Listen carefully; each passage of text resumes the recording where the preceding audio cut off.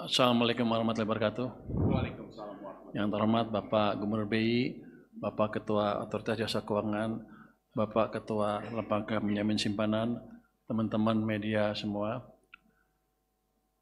Selamat sore, salam sejahtera untuk kita semua. Sore ini kita akan mengadakan jumpa pers untuk simpulan dari rapat Komite Stabilitas Sistem Keuangan yang dilakukan beberapa hari yang lalu, hari Jumat ya Pak. Itu saya pikir rapat tercepat sepanjang sejarah KSSK. Karena semuanya sudah mantap. Semua masalah dipecahkan dengan cepat dan tepat sasaran ya. Jadi nanti seperti biasa saya akan membacakan tentang keuangan secara umum, dilanjutkan oleh Pak Gubernur BI, Pak Ketua OJK dan Bapak Ketua LPS. Yang itu bukan yang ini. Saya mulai aja Pak Gub, izin Pak Ketua. Stabilitas sistem keuangan triwulan 3 tahun 2025 tetap terjaga dan mendukung pencapaian pertumbuhan ekonomi dengan terus mewaspadai berbagai risiko global. Komite Stabilitas Sistem Keuangan yang terdiri dari Menteri Keuangan, Gubernur Bank Indonesia, Ketua Dewan Komisioner Otoritas Jasa Keuangan, dan Ketua Dewan Komisioner Lembaga Penjamin Simpanan menilai penguatan kewaspadaan terhadap berbagai risiko tetap akan terus dilakukan dan disertai respon kebijakan yang efektif. KSSK telah menyelenggarakan rapat berkala KSSK keempat tahun 2025 pada Jumat 31 Oktober 2025. Rapat tersebut menyepakati untuk terus memperkuat sinergi dan koordinasi kebijakan antar lembaga anggota KSSK maupun dengan kementerian atau lembaga lain dalam upaya memastikan agar KSSK senantiasa terjaga sekaligus mendorong pertumbuhan ekonomi. Pertumbuhan dunia masih menghadapi tantangan akibat dampak tarif impor Amerika Serikat yang menyebabkan ketidakpastian tetap tinggi. Namun, ekspektasi perbaikan ekonomi ke depan mulai menguat. Di AS, aktivitas ekonomi yang masih lemah berdampak pada berlanjutnya pelemahan pasar tenaga kerja sehingga mendorong the Fed funds rate sebesar 25 basis point pada Oktober 2025 menjadi kisaran 3,75 hingga 4%. Sementara itu, perekonomian Eropa, Jepang, Tiongkok, dan India juga belum dipengaruhi antara lain oleh masih lemahnya konsumsi rumah tangga meskipun berbagai stimulus telah diberikan. IMF merevisi ke atas pertumbuhan ekonomi global tahun 2025 ke 3,2% dalam laporan 2025. Outlook Juli 2025 sebelumnya di 3%.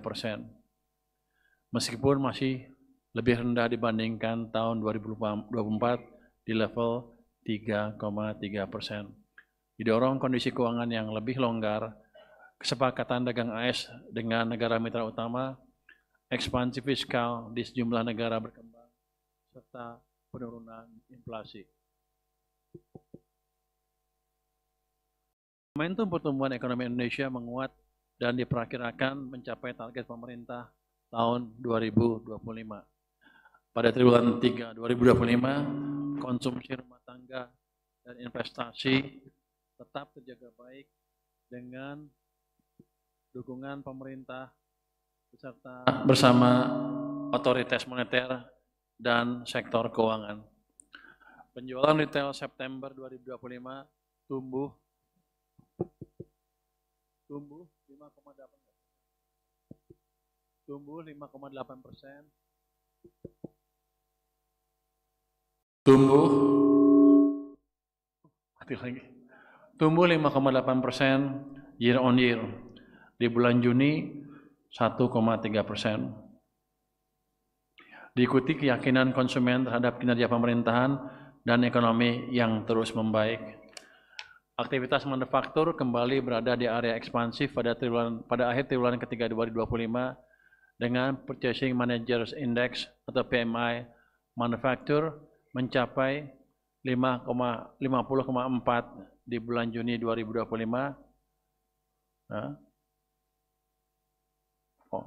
Manufaktur mencapai 50,4, Juni 2025 kontraksi di 46,9 dan berlanjut ke 51,2 pada bulan Oktober 2025.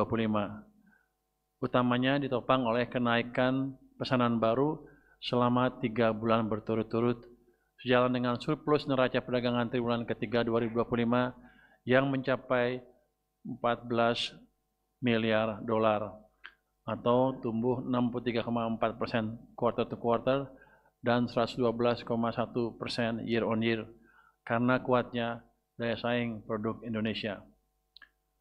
Penempatan kas pemerintah 200 triliun rupiah sebagai cash management turut meningkatkan likuiditas perekonomian, tercermin dari pertumbuhan uang primer sebesar 13,2% year on year. Likuiditas perekonomian juga meningkat sejalan dengan kebijakan moneter longgar dan ekspansi likuiditas dengan pertumbuhan uang beredar dalam arti luas atau M2 mencapai 8% year on year pada September 2025, lebih tinggi dibandingkan 6,5% year on year pada bulan Juni 2025. Kedepan, investasi akan terus diperkuat, termasuk melalui peran Danantara sebagai pengungkit investasi swasta, serta upaya penciptaan iklim investasi yang kompetitif dengan pembentukan Satuan Tugas Percepatan Program Strategis Pemerintah atau Satgas P2SP. Belanja APBN untuk mendukung aktivitas konsumsi dan produksi diperkuat melalui percepatan implementasi program strategis serta pemberian stimulus dan dukungan insentif bagi sektor prioritas yang disinergikan dengan kebijakan moneter dan sektor keuangan. Perkembangan positif aktivitas ekonomi dan koordinasi kebijakan memperkuat optimisme ekonomi Indonesia akan tumbuh di atas 5,5% year on year pada triwulan keempat 2025 dengan dukungan stimulus 34,4 triliun rupiah. Secara full year 2025 diproyeksi pertumbuhannya akan mencapai 5,2%. Pasar SBN menunjukkan perbaikan kinerja pada triwulan ketiga tahun 2025. Yield Sun seri benchmark tenor 10 tahun turun 62 basis point year to date ke level 6,36% di akhir triwulan ketiga 2025 dan terus turun hingga level 6,07% pada 31 Oktober 2025 atau turun 95 basis point year to date. Spread Sun seri benchmark tenor 10 tahun dengan US Treasury tenor 10 tahun juga turun ke level 221 basis point pada akhir triwulan ketiga 2025 dan 196 basis point pada 31 Oktober 2025. Pasar perdana SBN juga terjaga kuat, di mana bid to cover ratio mencapai 3,86 kali selama triwulan ketiga 2025. Kinerja pasar SBN didukung oleh likuiditas domestik yang memadai, kinerja fiskal yang kuat, serta prospek perekonomian domestik yang solid.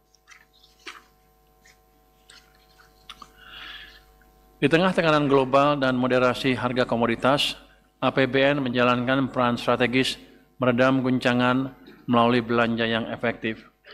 Hingga akhir triwulan ketiga 2025, realisasi belanja negara mencapai 2.234,8 triliun rupiah atau 63,4% dari outlook laporan semester. Difokuskan untuk mendukung agenda pembangunan nasional dan pelaksanaan program prioritas sebesar 480,8 triliun rupiah atau 51,6% dari pagu. Pendapatan negara tercatat 1.863,3 triliun rupiah atau 65% dari outlook laporan semester. Ini dipengaruhi oleh moderasi harga komoditas, sehingga defisit APBN terkendali di level 1,56% terhadap PDB atau sebesar 371,5 triliun rupiah, serta keseimbangan primer positif sebesar triliun rupiah. Realisasi pembiayaan anggaran sesuai dengan rencana mencapai 458 triliun rupiah atau 69,2% dari outlook laporan semester. Terdiri dari pembiayaan utang sebesar 501,5 triliun rupiah atau 68,6% outlook laporan semester dan penyaluran pembiayaan non-utang sebesar 43,5 triliun rupiah atau 62,6% dari outlook laporan semester. Penyaluran pembiayaan non-utang antara lain untuk mendukung program fasilitas likuiditas pembiayaan perumahan atau LPP dan ketahanan pangan nasional. Pembiayaan utang dipenuhi melalui SBN neto sebesar 471,4 triliun rupiah dan pinjaman neto sebesar 30,1 triliun rupiah. Untuk lebih mendorong aktivitas ekonomi dan daya beli masyarakat, pemerintah menggulirkan paket stimulus ekonomi dalam bentuk yang pertama, 8 program akselerasi program 2025 dengan total anggaran 15,6 triliun rupiah. Jadi dari 1, program magang lulusan perguruan tinggi, maksimal fresh graduate 1 tahun. Yang kedua, perluasan PPh pasal 21 DTP untuk sektor pariwisata. Yang ketiga, bantuan pangan periode Oktober dan November. Yang keempat, diskon iuran jaminan kecelakaan kerja atau JKK dan jaminan kematian atau JKM bagi bukan penerima upah BPU transportasi online atau ojol, ojek pangkalan, supir, kurir, dan logistik selama 6 bulan. Yang kelima, program manfaat layanan tambahan atau MLT perumahan BPJS Ketenagakerjaan. Yang keenam, program padat karya tunai Kemenhub dan Kemenpu.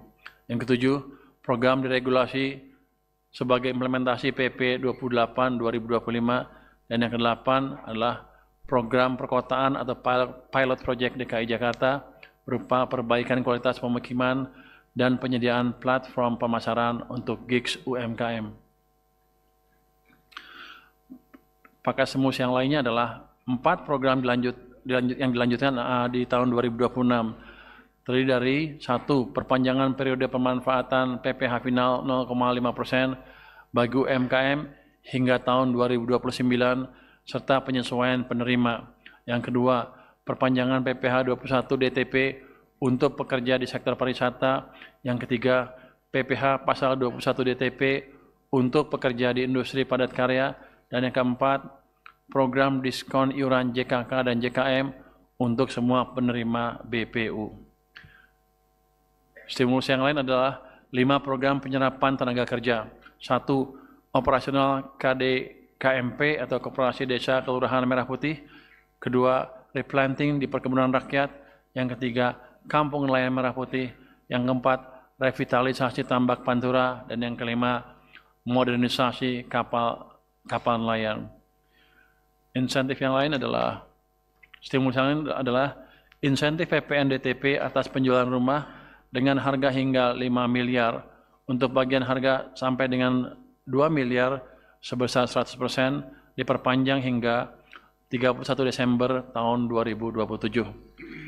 Stimulus yang lain adalah bantuan langsung tunai atau BLTS sejahtera untuk 35,05 juta keluarga penerima manfaat sudah disalurkan secara bertahap dan akan disalurkan seluruhnya pada pekan kedua November 2025. Setiap KPM menerima total 900.000, jadi 300.000 setiap bulan. Sekarang sudah hampir 20 triliun tersalurkan. Untuk bagian berikutnya adalah bagian Pak Gubernur Bank Indonesia. Saya persilakan Pak Ferry untuk membacakan atau menceritakan progresnya. Silakan. Terima kasih Pak Menteri Keuangan yang kami hormati, Pak Menteri Keuangan, Pak Ketua DKOJK, Pak Ketua DK LPS, rekan-rekan dari 4 institusi dan juga yang saya cintai dan banggakan, rekan-rekan media. Assalamualaikum warahmatullahi wabarakatuh. Salam sejahtera bagi kita semuanya. Salam Om Swastiastu, Namo Buddhaya, salam kebajikan. Kami akan menyampaikan bagian-bagian dari hasil rapat KSSK yang berkaitan dengan Bank Indonesia, baik mengenai assessment maupun respon bauran kebijakan Bank Indonesia. Di tengah ketidakpastian global yang masih tinggi, ketahanan eksternal ekonomi Indonesia tetap terjaga. Tidak saja surplus perdagangan besar, defisit transaksi berjalan yang rendah, juga nilai tukar rupiah tetap terkendali dengan komitmen dan konsistensi kebijakan Bank Indonesia dalam menjaga stabilitas nilai tukar rupiah, didukung dengan posisi cadangan devisa yang kuat. Posisi cadangan devisa pada akhir September 2025 tetap kuat sebesar 148,7 miliar dolar Amerika Serikat. Posisi cadangan devisa ini setara dengan pembiayaan 6 bulan impor dan pembayaran utang luar negeri pemerintah, dan berada jauh di atas standar kecukupan internasional sekitar 3 bulan impor. Nilai tukar pada akhir triwulan 3 2025 sempat melemah sebesar 1,05 persen point dibandingkan pada level akhir Agustus 2025 sejalan dengan ketidakpastian global yang meningkat tinggi pada waktu itu. Dengan kebijakan-kebijakan dan komitmen Bank Indonesia, nilai tukar rupiah kembali menguat pada Oktober 2025, di mana pada 31 Oktober 2025 tercatat sebesar 16.630 rupiah per dolar Amerika Serikat, atau menguat 0,21% point dibandingkan dengan level pada akhir September 2025. Peningkatan konversi falas ke rupiah oleh eksportir seiring dengan penerapan penguatan kebijakan devisa hasil ekspor sumber daya alam (DHE/SDA) juga mendukung tetap terkendalinya nilai tukar rupiah. Di dalam negeri, tekanan inflasi secara umum tetap terjaga dalam kisaran sasaran 2,5 plus minus 1%. Pada September 2025, inflasi IHK tercatat sebesar 2,65% year on year. Inflasi inti tetap rendah sebesar 2,19%, dipengaruhi oleh pertumbuhan ekonomi yang masih di bawah kapasitas serta didukung konsistensi kebijakan moneter dalam menjangkar ekspektasi inflasi sesuai sasaran dan inflated inflation atau inflasi harga-harga yang import yang rendah didukung oleh stabilitas nilai tukar rupiah. Inflasi administered prices tetap rendah sebesar 1,1% seiring menurunnya tarif angkutan dan bensin di tengah kenaikan harga jual eceran rokok. Inflasi volatile food, harga pangan yang bergejolak, meningkat sebesar 6,44%, didorong oleh kenaikan harga komoditas cabai, bawang, beras, dan daging ayam, seiring berakhirnya masa panen dan peningkatan biaya input produksi. Sinergi pengendalian inflasi pangan volatile food terus dilakukan melalui tim pengendalian inflasi di pusat dan daerah TPIB dan TPID dan penguatan Gerakan Nasional Pengendalian Inflasi Pangan GNPIB. Sementara itu, inflasi IHK pada Oktober 2025 meningkat menjadi 2,86%, terutama karena didorong oleh meningkatnya inflasi volatile food menjadi sebesar 6,59%, sementara inflasi inti tetap rendah 2,36%. Demikian juga inflasi administered prices terkendali pada 1,45%. Dalam kerangka koordinasi yang erat dengan pemerintah maupun dalam KSSK, Bank Indonesia terus memperkuat bauran kebijakan untuk mendukung pertumbuhan ekonomi dengan tetap menjaga stabilitas perekonomian sejalan dengan program-program prioritas pemerintah dalam Astra-Cita di bawah kepemimpinan Bapak Presiden Prabowo Subianto. Kebijakan moneter Bank Indonesia diarahkan pada keseimbangan untuk menjaga stabilitas serta turut mendorong pertumbuhan ekonomi, pro-stability and growth. Sementara itu, kebijakan makro-prudensial dan sistem pembayaran tetap diarahkan untuk mendorong pertumbuhan ekonomi. Kebijakan moneter, makro-prudensial, sistem pembayaran dalam bauran kebijakan Bank Indonesia didukung oleh kebijakan pendalaman pasar keuangan, kebijakan ekonomi keuangan inklusif dan hijau, serta kebijakan internasional. Di dalam kebijakan moneter untuk menjaga stabilitas dan mendorong pertumbuhan ekonomi tadi, Bank Indonesia menempuh empat langkah utama. Pertama, konsisten dengan arah kebijakan tersebut, Bank Indonesia menurunkan suku bunga kebijakan pada bulan Juli, Agustus, dan September 2025 masing-masing sebesar 25 basis point, sehingga pada September 2025 menjadi 4,75%. Dengan langkah ini, sejak September 2024, Bank Indonesia telah menurunkan 6 kali BI rate sehingga secara keseluruhan turun 150 basis point atau 1,5%. Keputusan ini sejalan dengan upaya bersama untuk mendorong pertumbuhan ekonomi dengan tetap rendahnya perakiraan inflasi 2025 dan 2026 dalam sasaran 2,5 plus minus 1% dan stabilitas nilai tukar rupiah sesuai dengan fundamentalnya. Dengan penurunan 1,5% atau 150 basis point 6 kali dari BI rate tersebut, seperti disampaikan oleh Pak Menteri Keuangan tadi, yield SBN juga menurun drastis. Tadi Pak Menteri Keuangan sudah menjelaskan seberapa besar penurunan yield SBN. Dengan demikian, kebijakan penurunan Bank Indonesia menurunkan yield SBN dan dengan demikian menurunkan biaya fiskal yang berkaitan dengan biaya utang dari pemerintah. Kedepan, Bank Indonesia akan terus mencermati efektivitas transmisi kebijakan moneter longgar yang telah ditempuh, prospek pertumbuhan ekonomi dan inflasi, serta stabilitas nilai tukar rupiah dalam memanfaatkan ruang penurunan BI rate lebih lanjut.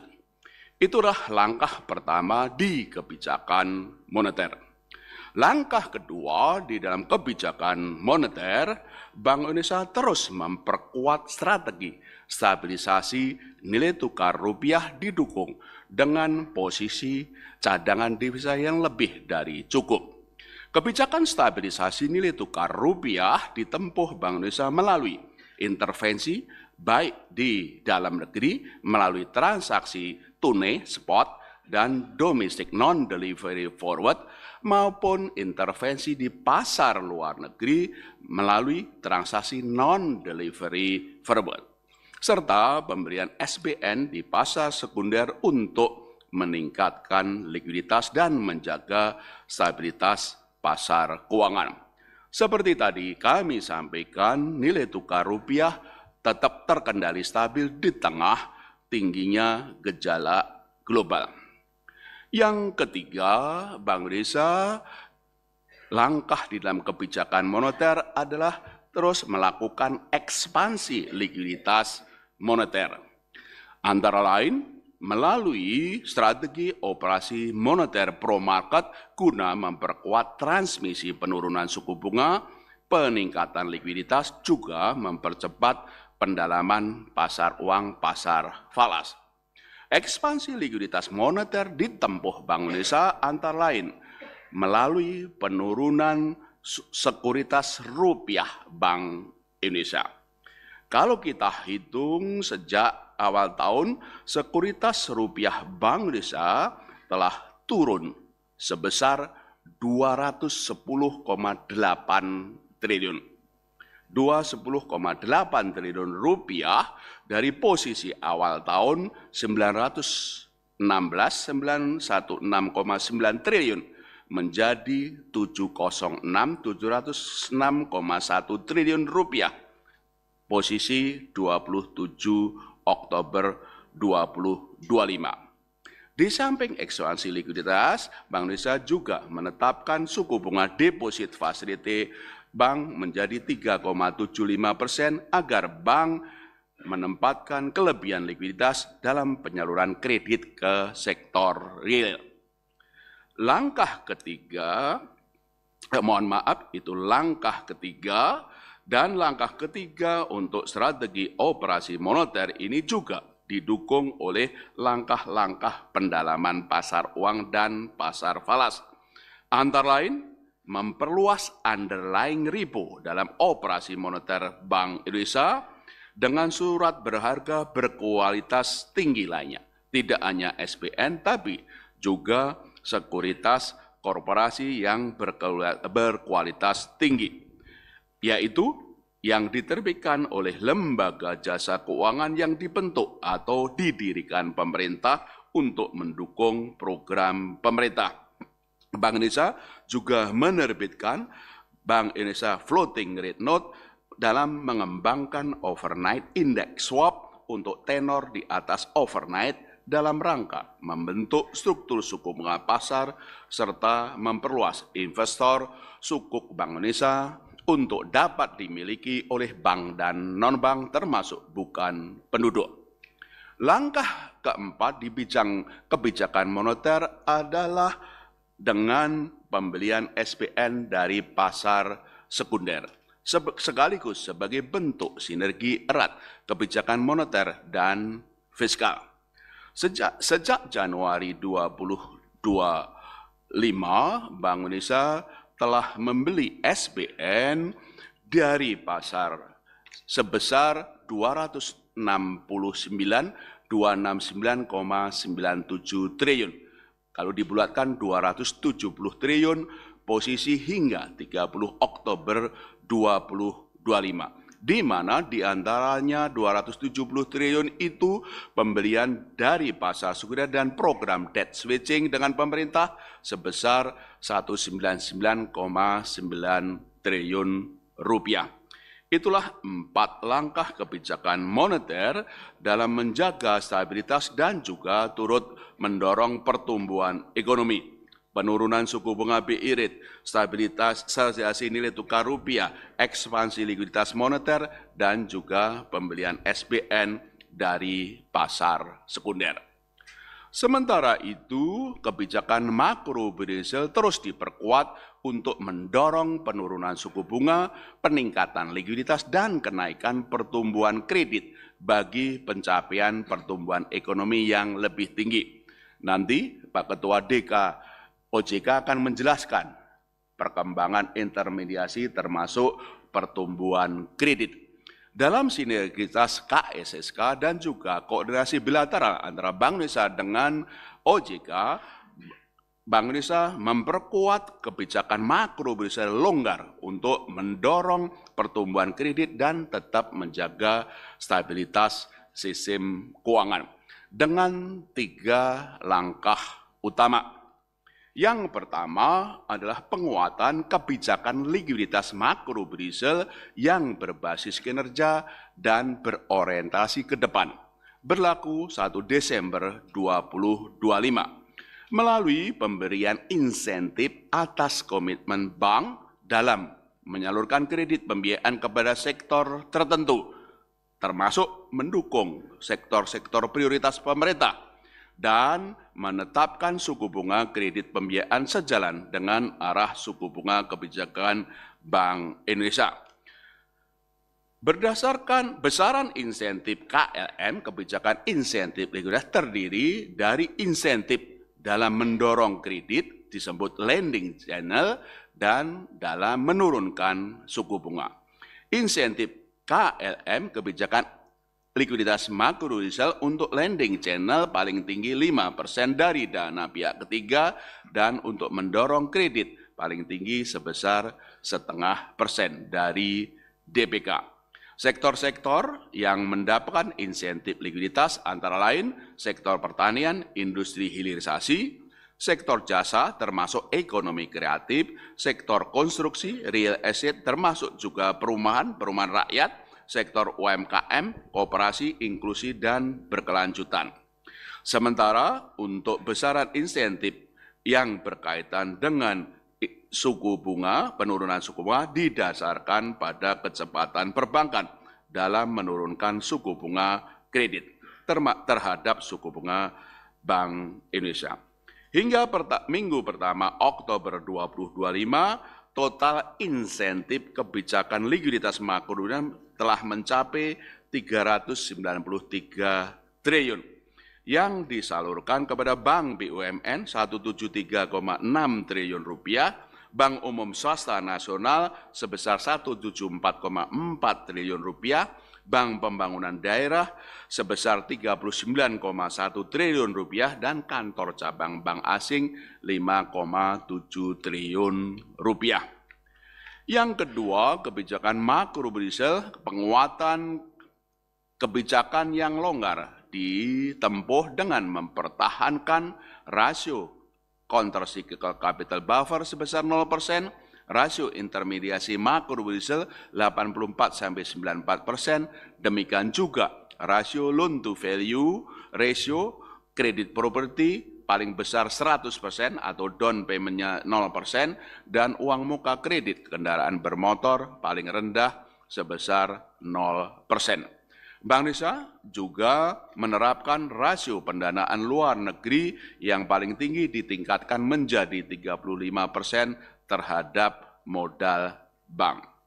Langkah ketiga, kebijakan makrobudensial longgar untuk mendorong pertumbuhan kredit juga diarahkan untuk kredit kepada UMKM melalui pemberian insentif likuiditas untuk sektor UMKM, koperasi, inklusi, dan berkelanjutan paling tinggi 1,5%. Demikian juga penerapan rasio pembiayaan inklusif makrobudensial sebesar 30% minimal dari total kredit. Itulah 3 langkah kebijakan makrobudensial longgar untuk mendorong kredit bagi pertumbuhan ekonomi yang lebih tinggi.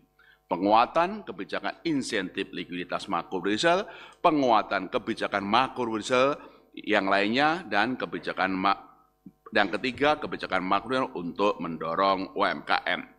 Di samping kebijakan moneter dan kebijakan makrobudensial tadi, Bank Indonesia juga memperkuat kebijakan sistem pembayaran dengan mengarahkannya mendorong pertumbuhan ekonomi melalui perluasan akseptasi pembayaran digital, penguatan infrastruktur, dan konsolidasi struktur industri sistem pembayaran. Antara lain melalui yang pertama, perluasan implementasi kerjasama KRIS yang antar negara yang terus diperluas dengan Jepang, dengan Tiongkok, dan inisiasi sandbox KRIS antar negara Indonesia Korea Selatan. Yang kedua, perluasan implementasi KRIS tanpa pinde TAP di berbagai sektor dan wilayah, termasuk pada 5 moda transportasi Jabodetabek dan parkir. Langkah yang ketiga adalah inisiasi peningkatan kapasitas dan literasi sinergi, percepatan dan perluasan digitalisasi daerah, katalis P2DD sebagai wadah sinergi dan pembelajaran antar pemerintah daerah, dan juga melakukan berbagai inovasi yang diluncurkan dalam Festival Ekonomi Keuangan Digital FECDI berkolaborasi dengan Indonesia Fintech Summit Expo (IFC) yang digelar minggu lalu. Selain itu, Bank Indonesia juga memperkuat dan memperluas kerjasama internasional di area kebanksentralan, termasuk konektivitas sistem pembayaran dan transaksi menggunakan mata uang lokal, local currency transaction, yang terus diperluas tidak hanya dengan ASEAN, tapi juga dengan Tiongkok dan Jepang. Bahkan nilai transaksi dengan mata uang lokal dengan Tiongkok telah mencapai hampir 7 miliar dolar dan dengan Jepang mencapai sekitar 5 miliar dolar. Bank Indonesia tentu saja akan terus memperkuat sinergitas kebijakan dengan pemerintah dan juga dengan KSSK untuk mendorong stabilitas dan pertumbuhan ekonomi yang tinggi sejalan dengan program pemerintah. Demikian Pak Menteri, kami bacakan pokok-pokok kesimpulan dari Bank Indonesia, kami kembalikan kepada Pak Menteri. Terima kasih Pak Gubernur. Kita dengarkan tadi kan banyak sekali dorongan-dorongan dari Bank Sentral ke perekonomian. Berikutnya saya persilakan Pak Mahendra untuk membacakan hasil diskusi dari sisi Otoritas Jasa Keuangan. Silakan Pak. Terima kasih Pak Menteri Keuangan. Assalamualaikum warahmatullahi wabarakatuh. Selamat sore, salam sejahtera bagi kita semua yang saya hormati Pak Menteri Keuangan, Pak Gubernur Bank Indonesia, Pak Ketua DK LPS, yang saya banggakan rekan media. Stabilitas sektor jasa keuangan nasional terjaga stabil di tengah masih tingginya ketidakpastian geopolitik dan tensi perdagangan global. Didukung oleh permodalan yang kuat, likuiditas yang memadai, profil risiko yang manajeble, serta kinerja SJK yang stabil. Kinerja intermediasi perbankan stabil dengan profil risiko yang terjaga. Kredit perbankan September 2025 mencatat pertumbuhan 7,7% year on year menjadi 8.162 triliun. Didorong oleh kredit investasi yang tumbuh tinggi 15,18% dan diikuti oleh kredit konsumsi 7,42%. Sedangkan kredit modal kerja tumbuh 3,37%. Sementara itu, kualitas kredit tetap terjaga dengan rasio non-performing loan gross sebesar 2,24% dan net 0,87%. Loan at risk atau LAR juga relatif stabil sebesar 9,14%. Di sisi lain, DPK perbankan tumbuh sebesar 11,18% menjadi 9.695 triliun dengan giro, tabungan, dan deposito masing-masing tumbuh 14,58, 6,45, dan 12,37%. Ketahanan perbankan terjaga kuat tercermin dari tingkat permodalan atau Capital Adequacy Ratio CAR per September 2025 di level tinggi sebesar 26,15%. Likuiditas perbankan pada September 2025 tetap memadai dengan rasio loan to deposit ratio LDR 84,19%. Alat likuid terhadap non-core deposit ALNCD dan alat likuid terhadap DPK masing-masing tercatat 130,47 dan 29,3%, jauh di atas threshold masing-masing 50 dan 10%. Pasar saham dalam negeri menunjukkan kinerja positif di triwulan 3 2025, terutama didukung oleh sentimen positif domestik maupun global. IHSG membukukan penguatan sebesar 16,36%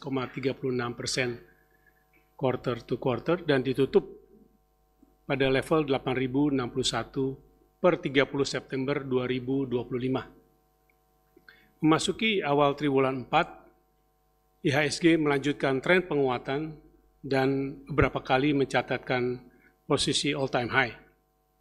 Indeks ditutup pada level 8.163 per 31 Oktober 2025 atau terapresiasi sebesar 15,31% year to date. Dan sebagai update, pada sore ini IHSG ditutup dengan tingkat 8.275 yang adalah merupakan tingkat penutupan tertinggi atau all-time high. Penghimpunan dana di pasar modal domestik terpantau tetap kuat.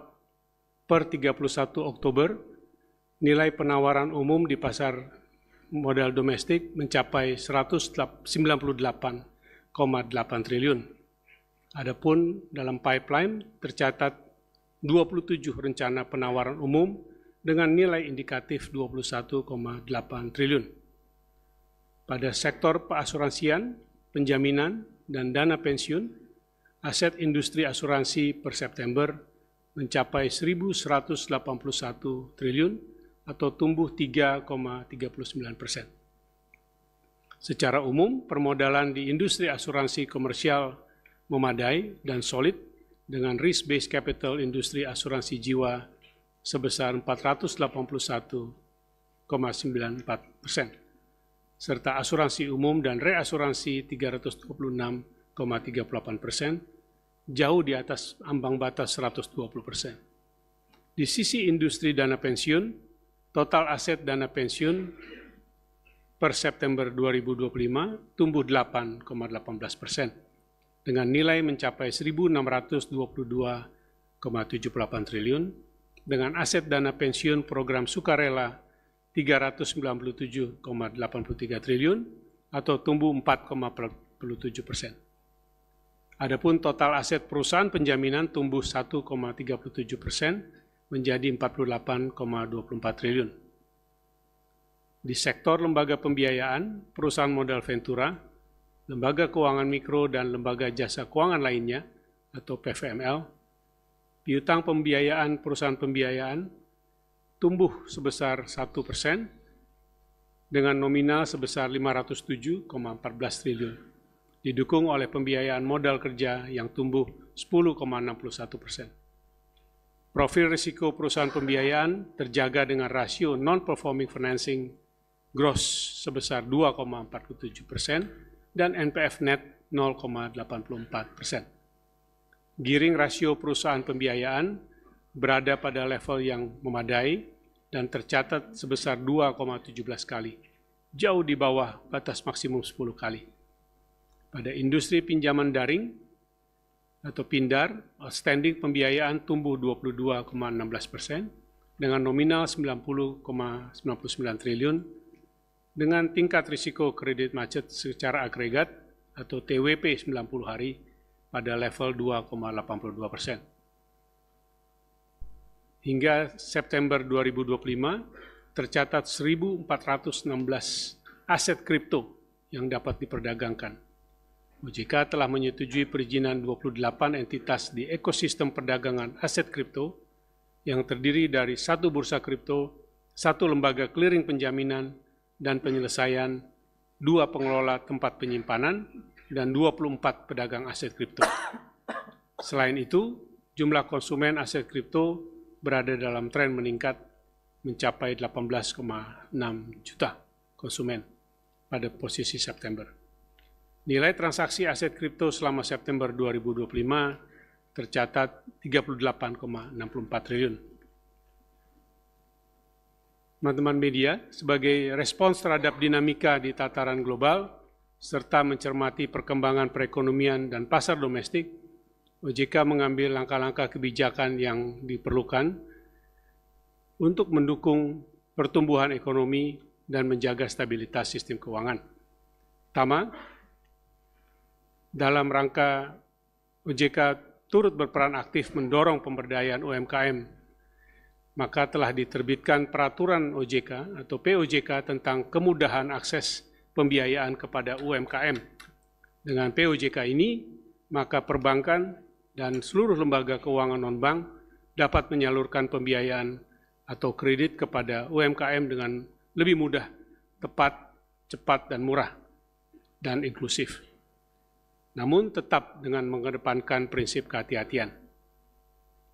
2, untuk memastikan pelindungan bagi semua nasabah dan mencegah praktek penipuan atau penyalahgunaan rekening, terutama rekening tidak aktif dan rekening dormant, OJK menerbitkan POJK tentang pengelolaan rekening pada bank umum sebagai langkah standarisasi dan penguatan tata kelola pengelolaan rekening di sektor perbankan. OJK berkomitmen mendukung OJK berkomitmen mendukung optimalisasi peran SJK dalam mendukung program pemerintah. Informasi pada Sistem Layanan Informasi Keuangan atau SLIK yang memuat status pemberian kredit tidak menjadi satu-satunya acuan dalam penilaian kelayakan calon debitur. Dengan demikian, SLIK berfungsi sebagai sumber informasi yang bersifat netral dan tidak dimaksudkan sebagai hambatan bagi pemberian kredit kepada pihak dengan kualitas kredit di luar kategori lancar. Keempat, untuk mendukung pemberantasan judi online yang berdampak luas pada perekonomian dan sektor keuangan, OJK telah meminta bank untuk melakukan pemblokiran terhadap 25.912 rekening dari data yang disampaikan oleh Kementerian Komunikasi dan Digital. Terima kasih, saya kembalikan kepada Pak Menteri Keuangan. Terima kasih Bapak Ketua OJK atas update-nya. Selanjutnya Bapak Ketua Dewan Komisioner Lembaga Penjamin Simpanan, silakan Pak Anggito. Ya. Terima kasih. Bismillahirrahmanirrahim. Assalamualaikum warahmatullahi wabarakatuh. Salam sejahtera untuk kita semua yang kami hormati. Bapak Menteri Keuangan, Bapak Gubernur Bank Indonesia, dan Bapak Ketua Dewan Komisioner OJK, teman-teman yang mewakili dari 4 lembaga dan para awak media yang berbahagia pada sore hari ini. Kami akan sampaikan hasil pemantauan pelaksanaan tugas LPS yang telah dibicarakan dalam rapat KSSK pada hari Jumat tanggal 31 Oktober minggu yang lalu. Ada 3 hal yang kami sampaikan. Pertama adalah LPS menyampaikan laporan penanganan bank. Dalam 1 tahun terakhir ini LPS telah menangani 26 PPR dan PPRS yang masuk dalam program penanganan LPS. 23 diantaranya dilikuidasi, kemudian 1 diselamatkan melalui bail-in, kemudian yang 2 pada saat ini masih dalam proses penanganan. Nah, untuk kedepannya, seperti Anda ketahui semua bahwa LPS mendapatkan mandat baru untuk melakukan persiapan 2026 ini program penjaminan polis asuransi yang diharapkan akan diaktifasi sebelum tahun 2028. Itu yang pertama. Yang kedua adalah dalam rangka pelaksanaan program penjaminan secara umum berjalan cukup efektif dan kami juga menjaga kepercayaan masyarakat sekaligus mendukung SSK. Nah, untuk informasi yang kami sampaikan, per September 2025, LPS telah menurunkan tingkat bunga penjaminan atau TBP sebesar 25 basis point, yaitu dari 3,75 menjadi 3,5%. Ya, untuk simpanan rupiah di bank umum. Nah, meskipun demikian, kami memberikan catatan bahwa rata-rata suku bunga simpanan perbankan masih terdapat berada di atas TBP. Nah, proporsi nasabah yang mendapatkan suku bunga simpanan di atas TBP meningkat dari 13% di tahun 2022 menjadi sekitar 32% di bulan September tahun 2025. Nah, untuk itu kami bersama atau LPS bersama lembaga KSSK lainnya mendorong perbankan untuk dapat menyesuaikan suku bunga simpanan ke tingkat yang wajar. Yang terakhir, yang ketiga, sampaikan bahwa LPS berperan aktif dalam memperluas basis masyarakat menabung. Nah, perlu kami sampaikan dan kami juga mendiskusikan hal ini dalam rapat KSSK yang lalu. Jumlah penduduk Indonesia yang belum memiliki rekening simpanan mencapai 51 juta orang atau 19,9 dari populasi produktif, yaitu antara 5 sampai 74 tahun. Nah, untuk itu LPS bersama dengan lembaga KSSK lainnya berperan aktif untuk memperluas basis masyarakat menabung melalui peningkatan literasi dan inklusi keuangan. Demikian Pak Menteri, kami kembalikan ke Bapak. Terima kasih. Assalamualaikum warahmatullahi wabarakatuh. Terima kasih Bang Ito. KSSK berkomitmen untuk terus meningkatkan sinergi dalam mengantisipasi potensi risiko dari perkembangan ekonomi dan dinamika geopolitik dunia, terutama rambatannya pada perekonomian dan sektor keuangan domestik, termasuk memperkuat coordinated policy response dan kewaspadaan untuk memitigasi berbagai risiko bagi perekonomian dan SSK. KSSK juga telah dan akan terus mendukung sektor real dan program prioritas pemerintah guna mendorong pertumbuhan ekonomi yang berkelanjutan demi mencapai kemakmuran bangsa. Pemerintah, BI, OJK, dan LPS berkomitmen menyelesaikan perumusan peraturan pelaksanaan amanat Undang-Undang P2SK secara kredibel dengan melibatkan berbagai pihak terkait, termasuk pelaku industri, keuangan, dan masyarakat. KSSK akan kembali menyelenggarakan rapat berkala pada bulan Januari tahun 2026. Jadi kemarin adalah rapat terakhir untuk tahun 2025. Saya pikir itu adalah laporan yang bisa kami sampaikan ke teman-teman media dari rapat KSSK yang terakhir pada tahun ini. Kayaknya nggak ada pertanyaan ya. Kita tutup aja. Kalau kita tutup gimana? Enggak, kita masuk ke sesi tanya jawab deh. Kan pertanyaan sudah masuk ke sistem komputer ya. Masing-masing sudah punya pertanyaan ya? Sudah. Saya persilakan Pak Gubernur BI dulu mungkin untuk menjawab pertanyaannya. Oke, terima kasih. Ada 2 pertanyaan yang ke tempat saya, yaitu yang berkaitan dengan biasa penurunan suku bunga gitu, kawan-kawan tuh ya. Itu ada pertanyaan dari rekan Dani Bisnis Indonesia yang menanyakan masalah perakiraan Bank Indonesia terhadap Fed Fund Rate dan juga terhadap arah penurunan suku bunga. Berkaitan pertanyaannya, probabilitas penurunan lanjutan dari Fed Fund Rate dan bagaimana dengan di Indonesia, apakah masih ada ruang dan peluang penurunan BI Rate. Kalau yang Fed Fund Rate setelah penurunan terakhir kemarin, bulan kemarin, kami masih perkirakan sekali lagi Fed Fund Rate akan turun di tahun ini dan sekali lagi di triwulan 1. Memang kalau dari pasar masih memperkirakan 2 kali tahun ini dan sekali tahun depan. Kami memperkirakan sekali tahun ini, sekali tahun depan. Itulah Fed Fund Rate. Jadi itu yang berkaitan dengan Indonesia, apakah masih ada ruang dan peluang penurunan BI Rate masih ada. Ya, kami tadi sudah sampaikan bahwa tentu saja ada ruang penurunan BI Rate ke depan. Nah, kapan dan besarnya itulah tentu saja yang kami pertimbangkan adalah seberapa besar inflasi ke depan yang terkendali dan ruang untuk mendorong pertumbuhan ekonomi. Tetapi dalam statement kami, tadi kami sampaikan, Bank Indonesia akan terus mencermati efektivitas transmisi kebijakan moneter longgar yang telah ditempuh, demikian juga stabilitas nilai tukar rupiah dan prospek pertumbuhan ekonomi ke depan. Singkatnya, kalau dari pertimbangan inflasi dan mendorong pertumbuhan ekonomi, jawabannya ya, masih ada ruang penurunan BI Rate lebih lanjut.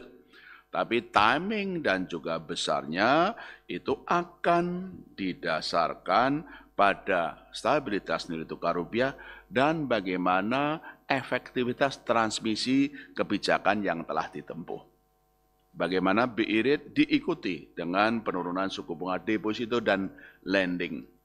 Bagaimana kelonggaran dari ekspansi moneter dan makroprudensial termasuk juga tambahan dana 200 triliun dari Pak Menteri Keuangan mendorong kredit dan juga pertumbuhan ekonomi. Saya kira itu pertanyaan untuk Saudara Denny dari Bisnis Indonesia. Untuk berkaitan pertanyaan dari Silvi dan Avi bagaimana proyeksi ekonomi hingga akhir tahun. Kami memperkirakan bahwa pertumbuhan ekonomi triwulan 3 dan triwulan 4 akan lebih tinggi dari triwulan 2 triwulan yang lalu.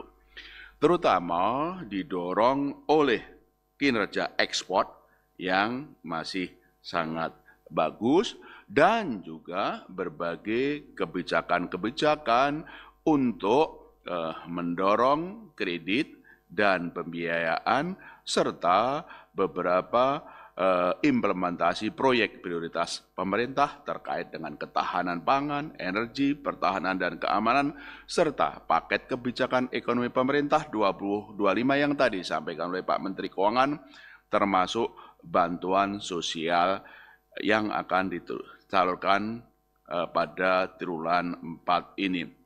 Secara keseluruhan tahun 2025 saya sampaikan untuk keseluruhan tahun 2025 Bank Indonesia memperkirakan pertumbuhan ekonomi akan sedikit di atas titik tengah kisaran 4,7 sampai 5,5. Kisaran Bank Indonesia 47 sampai dengan 55 untuk keseluruhan tahun 2025. Kami perkirakan akan sedikit lebih tinggi di atas titik tengahnya.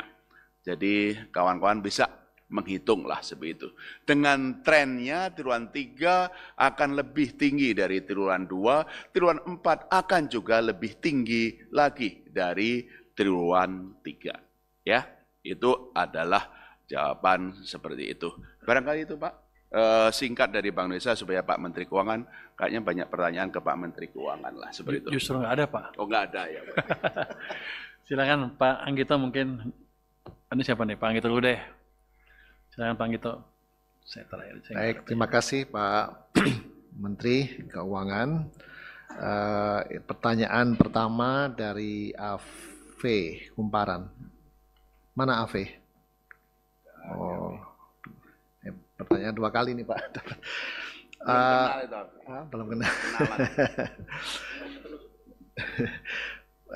Mohon data terbaru simpanan 1 sampai 100 juta. Apakah trennya meningkat? Bagaimana dengan simpanan di atas 5 miliar? Apakah menunjukkan geliat pasar? Mohon update kondisi BPR saat ini. Apakah ada yang jatuh? Berapa akumulasi BPR yang bangkrut?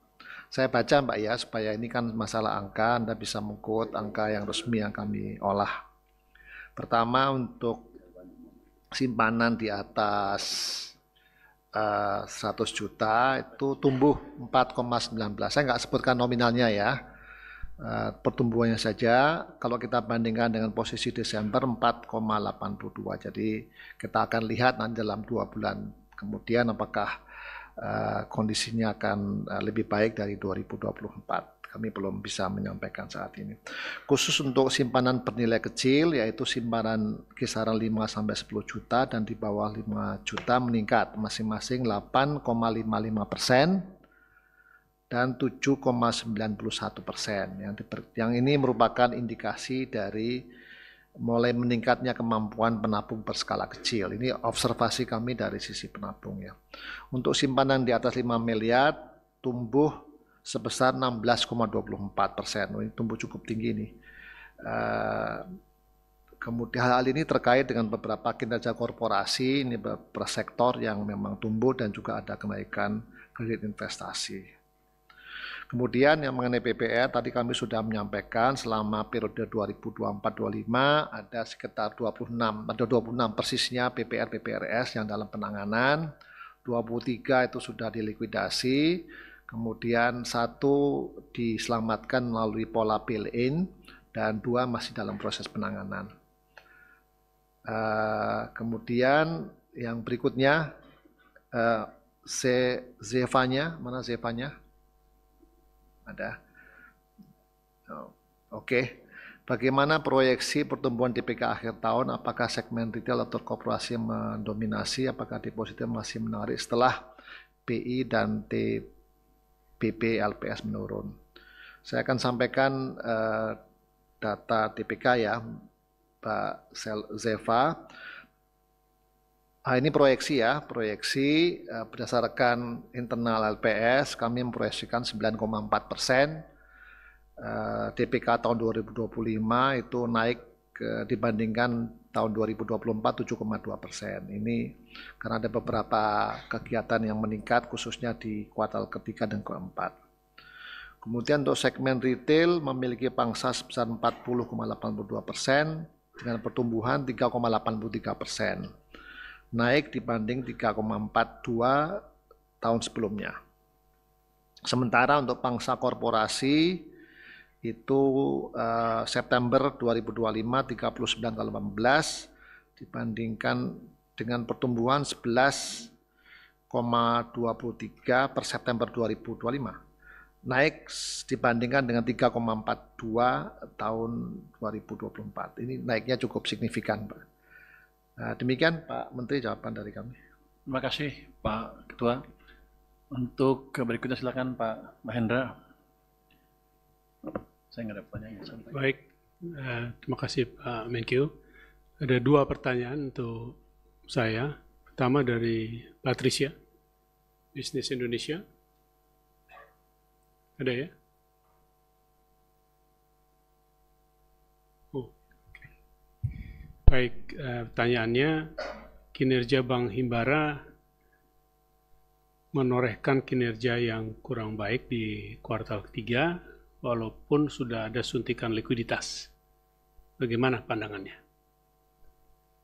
Kami melihat bahwa kinerja Himbara dalam kondisi yang baik, ya, yang ditunjukkan dengan peningkatan penyaluran kredit dan likuiditas yang terjaga. Dan itu memang benar juga terbantu oleh penempatan dana yang dilakukan oleh pemerintah sejumlah 200 triliun pada bulan September yang lalu. Karena kami melihat, atau kenapa kami melihat kinerja dari Bank Himbara baik, karena dilihat dari segi penyaluran kredit adalah sebesar 3.829,3 triliun atau tumbuh 8,62%. Atau di atas penyaluran kredit untuk agregat seluruh perbankan yang adalah 7,7%. Begitu juga dengan pertumbuhan DPK-nya, Bank Himbara tumbuh 12,89%. Di atas pertumbuhan DPK secara agregat untuk perbankan 11,18%. Untuk rasio ALDPK Himbara tercatat meningkat menjadi 21,2%, dibandingkan di bulan Juni 20,7%. Dan juga dibandingkan agregat yang juga tinggi di 29,3%. Dan dalam hal ini kami sekali lagi menyambut baik langkah pemerintah menambah likuiditas melalui penempatan 200 triliun itu, yang implementasinya bergulir dan kami pantau secara berkala. Peningkatan DPK akibat penempatan dana tadi sudah kami sampaikan juga dalam beberapa waktu lalu telah kepada Menteri Keuangan, telah digunakan oleh bank dalam menjalankan fungsi intermediasinya dan penambahan likuiditas. Selain itu, penempatan dana dengan tingkat bunga 3,8% itu, yang adalah 80% dari BI rate, juga telah memperkuat momentum penurunan suku bunga di Bank Himbara. Dan pada gilirannya tentu kepada seluruh perbankan. Hal ini telah terefleksikan dari tingkat bunga rata-rata untuk penempatan dana baru yang turun signifikan dibandingkan sebelumnya. Dan juga akan mendorong penurunan bunga pinjaman. Itu untuk pertanyaan dari Patricia. Untuk pertanyaan dari yang kedua adalah dari Stefania, CNBC. Baru-baru ini dua BPR secara sukarela minta dilikuidasi karena kekurangan modal. Bagaimana OJK dan LPS memandangnya? Bagaimana tren BPR tahun ini? Kami melihatnya bahwa ini merupakan permintaan self-liquidation ini sebagai proses yang normal dan justru bagian dari penataan dan konsolidasi industri BPR. Sehingga BPR akan semakin efisien dan berdaya tahan terhadap guncangan dan tuntutan yang diperlukan ke depan. Penguatan industri BPR itu didukung dengan berbagai sisi, baik dari sisi pengaturan maupun dari sisi pengawasan. Dan diharapkan peran dari pengurus maupun pemilik BPR lebih optimal dan meningkatkan penerapan tata kelola, manajemen risiko, dan kepatuhan atas seluruh ketentuan yang juga merupakan hal yang penting tentunya demi kinerja BPR. Dan yang terpenting juga dalam proses self-liquidation ini, kami akan memastikan tetap mengutamakan perlindungan terhadap nasabah, dan memastikan seluruh kewajiban bank diselesaikan dengan baik. Terima kasih. Silakan. Terima kasih Pak Mahendra. Untuk saya nggak ada pertanyaan kelihatannya. Oh ada. Dari Silvi Antara, bagaimana proyeksi akhir tahun, ekonomi akhir tahun sejauh ini, sektor apa yang sudah mulai pulih dan bisa mendukung pertumbuhan pada sisa tahun ini? Kalau proyeksi akhir tahun saya sama dengan Pak Gubernur BI, nggak beda-beda amat. Cuman taruhan saya adalah triwulan keempat kita harapkan pertumbuhan ekonominya bisa di atas 5,5% dengan stimulus yang 200 triliun ditambah dengan stimulus BLS dan lain-lain yang 30 triliun lebih, tambah 13 triliun lagi, tambah yang untuk Bulog juga kalau jadi dilancarkan harusnya sih kita bisa di atas 5,5%. Untuk saya penting karena kalau di atas 5,5% katanya Presiden mengasih hadiah tuh, ulang-ulang lagi ya. Tahu hadiahnya apa? Paling dikasih selamat. Itu utamanya. Tapi yang lain sama dengan Pak Gubernur BI, nggak beda. Terus pertanyaan kedua, apa saja poin-poin aturan DHE SDA? Ini kan sedang dalam diskusi. Yang jelas kelihatannya akan direvisi sedikit supaya lebih efektif. Tapi yang jelas kami dari Keuangan sudah mengirimkan surat ke Menteri Sekretaris Negara untuk supaya Keuangan bisa dapat izin sebagai pemrakarsa untuk perubahan revisi DHE SDA ini. Begitu keluar aturannya kita akan diskusikan dengan cepat. Sebetulnya sudah didiskusikan dengan BI, OJK, dan LPS.